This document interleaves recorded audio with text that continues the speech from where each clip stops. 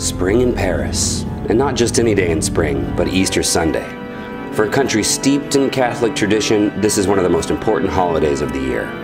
I'm not a religious guy, but in appreciation of culture, music, and architecture, I decided to take in the polyphonic Mass at Notre Dame. What I found before I even entered was high volumes of tourists. Lines hundreds deep, massive crowds everywhere.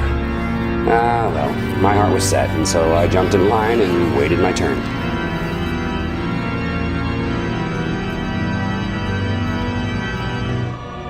I hadn't been inside Notre Dame in years.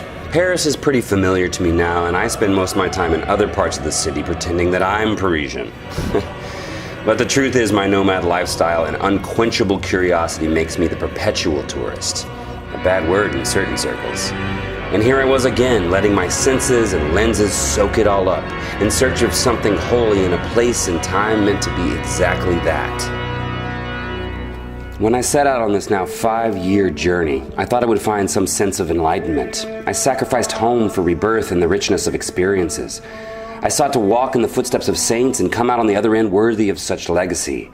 But in the midst of these masses, I find myself just another ego trying to capture moments, just another member of the mob unable to confront that which ails us, and instead looking away.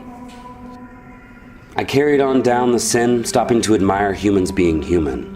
I had the idea of finally checking out Musée d'Orsay, but what I found was another epic line. And I thought to myself, how is it possible to enjoy great art when you're constantly dodging the people around you?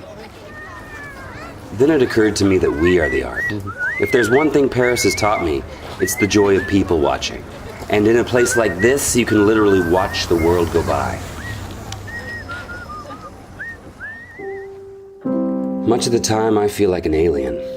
Perhaps this wandering wretch I've become only serves to reinforce such a notion. And then I turn outward. I see my reflection in the comedy of a clown, and the tragedy of a refugee, in the people from everywhere trying to get that same picture, strangely connecting with each other through the isolation of their individual devices. The momentary passion, the non-stop ambition, we're all just children playing. Though the songs are often sad, I try to embrace the joy and silliness.